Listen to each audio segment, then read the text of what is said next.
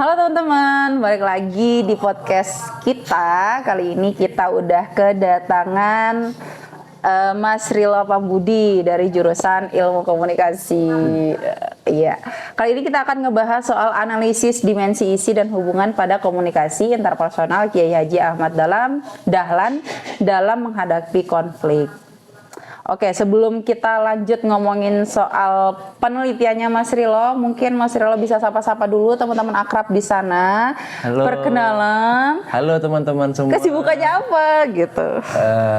Perkenalkan saya Rilo Pambudi. Sekarang saya sibuk sedang bekerja di yayasan yayasan yang mengurusi ini makan gizi gratis Presiden Prabowo. Oh, berarti ini ya sedang menjalankan programnya Presiden ya? Betul sekali. Gils. Oke. Nah, dalam penelitian ini kan Mas Rilo ngomongin soal komunikasi interpersonalnya Kiai Haji Ahmad Dahlan, ya kan? Yeah. Emang dirimu hidup saat itu bisa menganalisis gimana caranya komunikasinya Ahmad Dahlan? Gimana ceritanya kok bisa gitu? Baik, jadi saya cerita dulu ya nih ya. Kita bridging dulu dari awal ini kenapa sampai saya bisa meneliti Ahmad Dahlan ini. Pertamanya itu saya tertarik dengan film Sang Pencerah. Oke. Kayak aku ya cerah. Iya. Lebih ke maghrib sih sebenarnya sekarang ini. Ya. Oke. Sekarang kan maghrib. Oh iya benar-benar. Nah itu dari situ awalnya dari tertarik di situ ketika maju ke dosen. Dari dosen menyarankan kalau dari film sepertinya kurang kuat untuk dijadikan topik tesis sekelas S2. Jadi kenapa S2 nih bro? Iya betul. Jadi kenapa tidak sekalian saja tokoh utamanya nih di dalam Sang Pencerah itu kan Ahmad Dahlan, menceritakan Ahmad Dahlan.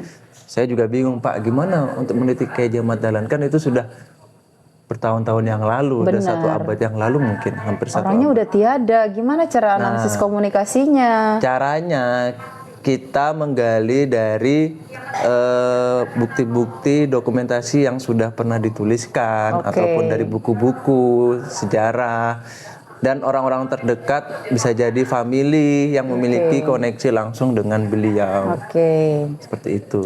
Sebenarnya tujuan penelitian ini tuh apa? Maksudnya ngapain kamu teliti komunikasi interpersonalnya Kiai Haji Ahmad Dahlan? Soalnya kan aku nggak perlu ngomong kalau Kiai Haji Ahmad Dahlan itu baik dalam komunikasi. Udah jelas, kamu nggak lihat berapa kampus UMM yang Muhammadiyah di dunia ini. Itu dia.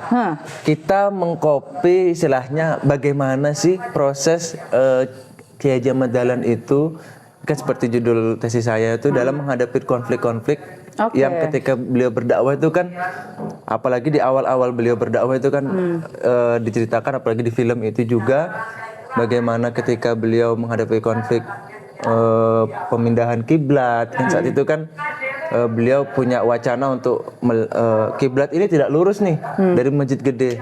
Bagaimana masjid akhirnya kiblat itu diluruskan dan banyak pertentangan sekali di situ, dan apalagi dengan masyarakat Islam pada saat itu yang masih istilah katanya gimana ya? Menolak lah ya. Iya, menolak ya modernisasi pemikiran dari Ahmad Dahlan.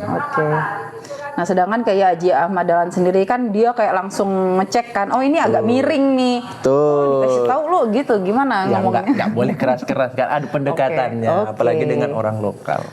Akhirnya cara penelitiannya Mas Rilo tuh kayak gimana? Jadi ketika itu saya langsung ditugaskan oleh dosen, kamu coba cari dulu family dari Ahmad Dahlan. Jadi saya ke Jogja. Ke Jogja? Tuh, Jogja. Wih. Jogja kami. Selama berapa minggu itu mencari family data. Jadi wawancaranya itu snowball. Jadi satu orang merekomendasikan orang lain yang masih mungkin memiliki pakar dalam Ahmad Dahlan, masa sejarahnya Ahmad Dahlan. Jadi dari situlah kami mendapatkan data-data.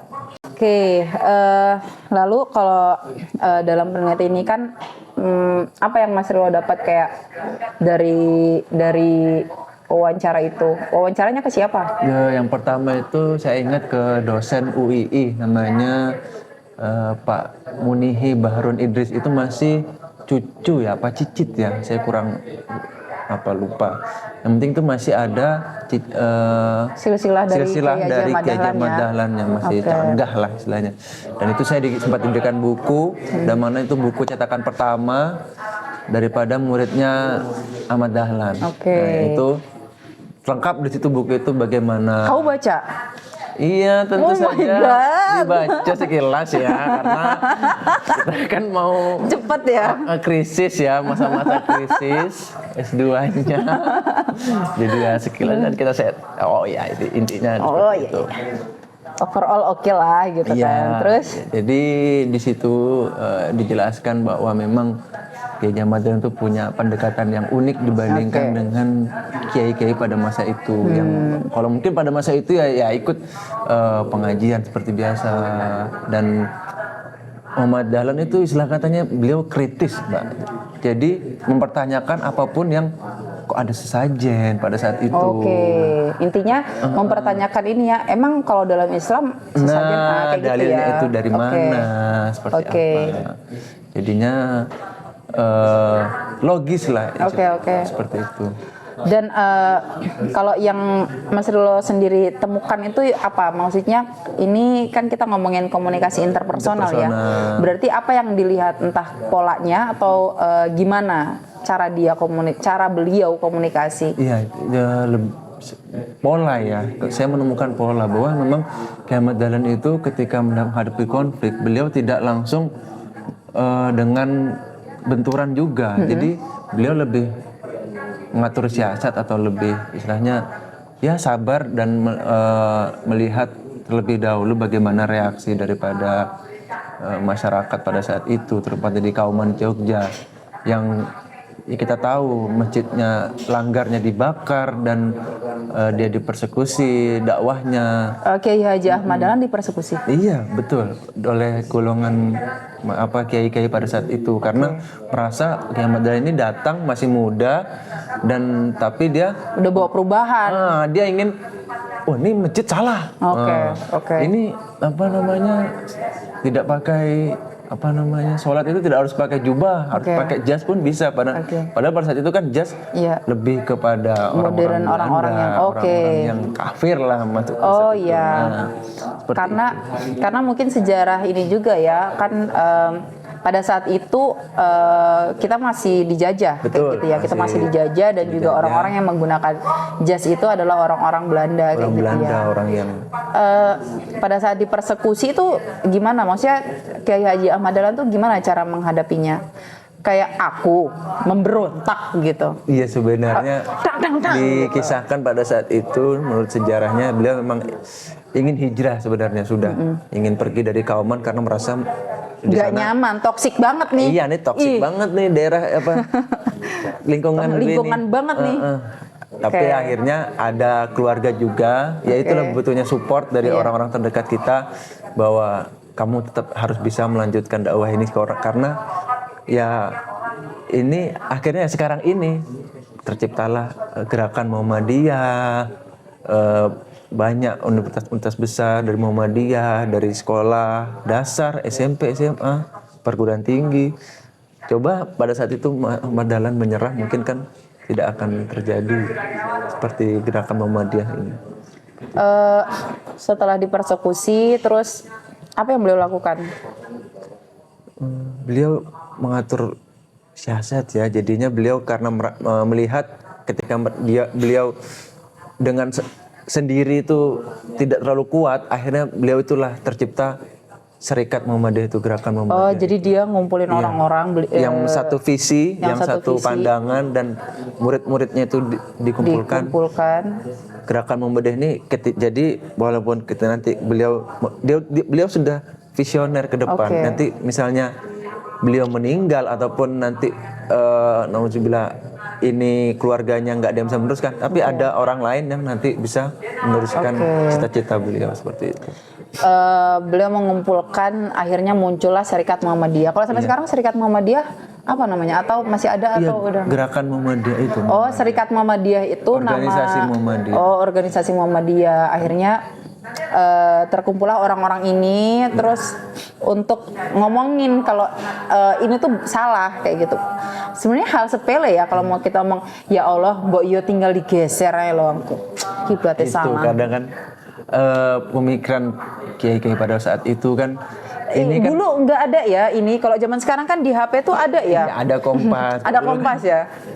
Nah itu ketika pembuktian bahwasanya kiblat masjid besar itu salah, itu sampai diskusi yang sangat alot, dari diceritakan itu dari maghrib sampai subuh. Tapi buat anak-anak himpunan mahasiswa kayaknya udah normal deh. Maksudnya itu kan pada saat itu Oke. alot sekali. Iya. Dari kubu Ahmad Dahlan itu sampai diceritakan udah bawa peta, udah dihitungan dengan apa namanya ilmu falak, bahwa ini tuh agak apa barat daya ya. Oke. Bukan barat, arah barat. Oke, tapi ini udah ke barat daya. Iya. Bukan hanya tit tapi tingit gitu ya. Harus geser sekali. Harus geser gitu. Seperti itu. Lalu yang kamu analisis dalam film itu adalah analisis konten. Ya, analisis konten film. Iya. Filmnya sebagai media. Jadi gimana tuh kalau analisis konten tuh? Jadi dari filmnya itu saya breakdown apa namanya scene-scene yang terdapat Ahmad Dahlan dan ketika Ahmad Dahlan itu menghadapi konflik dengan masyarakat pada saat itu, terus saya konfirmasi ke apa namanya wawancara dengan narasumber dan dari data-data buku biografi yang ditulis oleh apa namanya murid-murid beliau yang pada saat itu akhirnya memang valid dan memang beberapa sesuai, tapi memang karena kebutuhan film ya kan, jadi kan ada yang kayak ditambah-tambahin yang memang itu nggak ada sebenarnya. Apa itu? Ya seperti scene yang kalau tidak salah itu kan ada di film Sang Penjara itu ketika sholat beliau langsung jamaah tuh beliau langsung geser padahal itu tidak ada. Gimana maksudnya jamaah geser? Allahu Akbar langsung geser gitu? Beliau langsung pindah arah. Jadi agak oh misalnya ya, misal ini kiblatnya gini kan. Ya, lurus. Allahu Akbar langsung gini. Nah, kan itu tidak ada sebenarnya. Oh, nggak ada. Karena tidak mungkin Ahmad Dahlan langsung tiba-tiba frontal dengan pemikirannya ketika sholat. Iya, berarti kalau aslinya Ahmad Dahlan itu ya udah ngikutin pelan-pelan, dulu. makanya beliau bikin langgar sendiri yang menurut beliau kiblatnya benar, tidak langsung. Itu di samping juga masjid apa? Kira-kira dari masjid besar itu langgar kidul itu ya namanya tuh 200 meter mungkin. Oh dekat ya, lumayan dekat ya. Karena beliau itu kan orang tuanya merupakan memang dulu khotib besar masjid besar, jadi memang keluarga terpandang beliau itu. Dari sekian penelitian yang kita bisa lihat ya dari penelitiannya Kiai Haji Ahmad Dahlan tuh kira-kira apa sih, maksud aku kayak penting banget ya ini diteliti gitu. Iya, pentingnya itu menurut saya ketika sudah saya selesai itu ya. Jadi saya tahu emang ketika jadi pemimpin apalagi dengan pemikiran sebesar kayak Ahmad Dahlan itu kita tidak bisa memikirkan hal-hal kecil lagi, sudah ke depan lebih jauh. Jadi bisa dikatakan selain Ahmad Dahlan itu visioner, Ahmad Dahlan itu juga orang yang pertama kali mungkin ya di Indonesia pada saat itu yang memikirkan emansipasi wanita. Makanya beliau juga membuat gerakan Aisyah kan, yang mana gerakan Aisyah itu dari istri-istri ataupun perempuan muda yang nantinya bisa membantu gerakan Muhammadiyah yang banyak. Kita tahu Muhammadiyah itu kan laki-laki. Jadi ada wadah untuk perempuan itu bisa berkontribusi. Tidak hanya pada saat itu kan mungkin hanya di dapur, hanya urusan dapur dan segala macam. Istilahnya perempuan tuh di nomor 2-kan lah pada masa itu. Tapi beliau tidak. Beliau berpikiran perempuan ini juga punya kekuatan kalau misalnya bergabung dengan massa yang banyak, dengan visi yang sama, itu bisa. Apa? Gerakan konkret perempuannya tuh apa? Ya gerakan Aisyah itulah. Bukan, maksudnya mereka ini ngapain gitu? Pada saat itu pertama kali diadakan itu kongres, habis itu mereka kalau tidak salah membuat namanya majalah Aisyah. dalam ini ya, agamanya dalam literasi, gitu ya. Literasi, dalam literasi. ini ya, dalam menebarkan pendidikan lah anggapannya ya. Iya, Jadi betul. perempuan itu turut ikut serta di situ Betul, gitu ya. boleh bersekolah. Pada saat itu nggak boleh namanya perempuan Oh iya, bersekolah. Iya. masih belum boleh Masih ya. belum boleh. Dan Kiai Haji Ahmad Dahlan itu yang anggapannya membebaskan perempuan untuk bersekolah. Betul, bahkan perempuan itu boleh untuk mengajar. Pada saat itu wah, Itu big no. lah ya. Ngajarnya di mana berarti? Di sekolahnya Kiai Haji Ahmad Dahlan. Oh, berarti beliau punya ini. Punya istilahnya kayak pondok pengajian gitu. Langgar itu ya. Langgar itu. Di langgar itu yang Ya. langgar itu kayak pondok untuk ngaji untuk orang-orang Islam. Jadi ngajarnya ya di situ gitu sebagai pengajar, terus juga ustazah gitu ya. Ya, seperti itu. Oke. Selanjutnya kira-kira apa ya? Oh ya, kalau yang kamu temuin, yang mau temukan di sini yang lebih unik kira-kira kayak ini emang beda sih kayak gitu. Apa ya? Perbedaan ya dari penelitian saya ini apa Ahmad Dahlan ini? Ahmad Dahlannya. Ahmad Dahlan. Beliau itu pendekatannya selalu ke orang terdekat terlebih dahulu. Oke. Jadi Meyakinkan orang terdekat ya. jadi kayak istrinya, terus keluarganya terlebih dahulu. Baru beliau ketika sudah istilahnya ring satunya itu punya support, baru beliau keluar. Makanya beliau juga bergabung dengan namanya pada saat itu Budi Utomo untuk memperluas jaringan dakwahnya. Beliau juga sampai mengajar di sekolah Belanda karena ya itu jaringan dari Budi Utomo, beliau bisa mengajar di sekolah Belanda dan akhirnya beliau meniru tuh bagaimana sekolah Belanda itu ternyata mengajarkan ya sains-sains yang selama ini mungkin di kampung itu cuma belajar ngaji, belajar agama-agama saja. Ini beliau mengcopy apa yang sudah didapat dari luar, akhirnya bisa memperluas jaringan dakwahnya seperti itu sih. Kalau anggapannya kan sebenarnya Kiai Haji Ahmad Dahlan ini ya menolak kolonialisme ya. Ya enggak sih? Iya, betul. Mereka Kiai Haji Ahmad Dahlan kan menolak adanya Belanda ya, seenggaknya dengan memperbolehkan perempuan ngajar kayak gitu. Nah, ada nggak tindakan dari orang-orang Belanda ini yang tidak menguntungkan buat Kiai Haji Ahmad Dahlan, entah meneror, entah dan segala macam dengan karena Kiai Haji Ahmad Dahlan sendiri kan membuka lahan untuk perempuan kayak gitu, kayak yang mengcopy paste tadi gitu.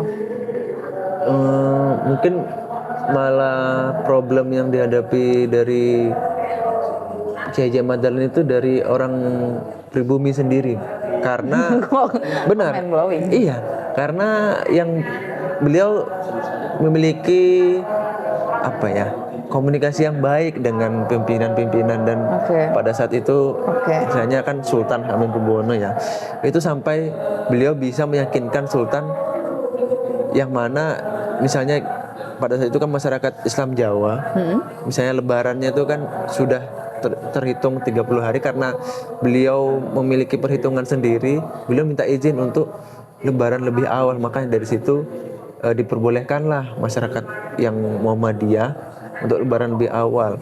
Tapi malah yang pribumi seperti orang-orang lokal Kauman itu yang mempersekusi karena merasa ini seperti mempermudah agama seperti itu. Padahal persekusinya kan tuh gimana?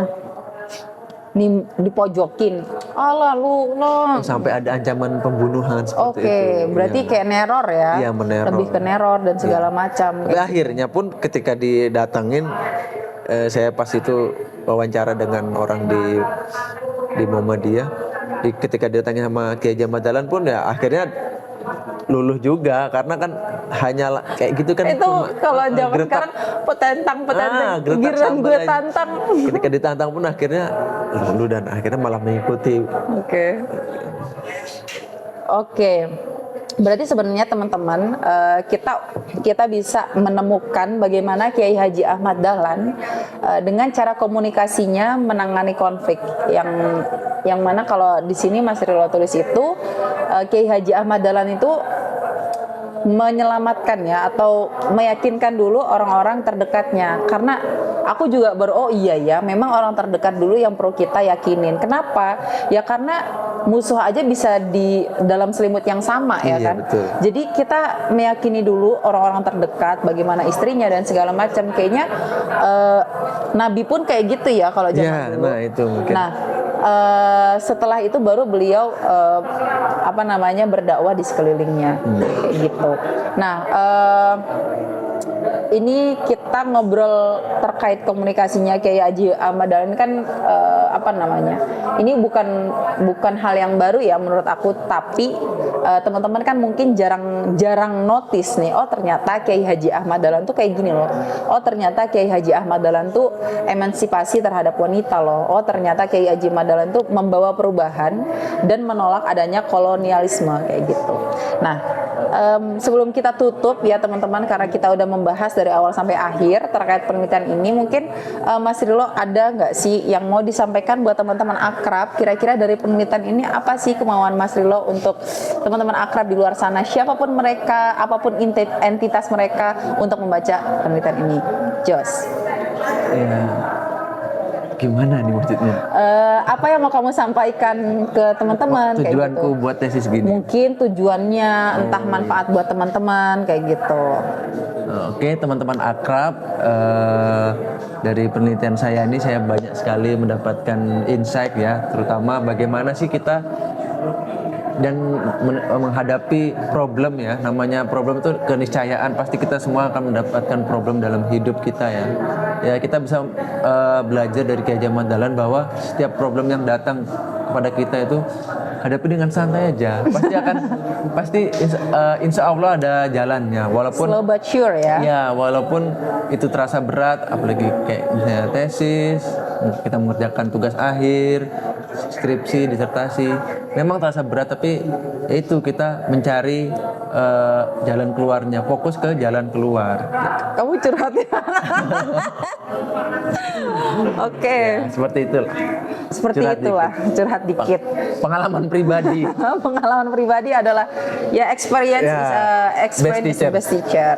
Betul. Oke, mungkin itu aja pembahasan kita terkait komunikasi interpersonal dari Kiai Haji Ahmad Dahlan dalam menghadapi konflik. Bagaimana Kiai Haji Ahmad Dahlan ini bisa sekalem itu ya kan? Bagaimana Kiai Haji Ahmad Dahlan itu bisa slow but sure, asik.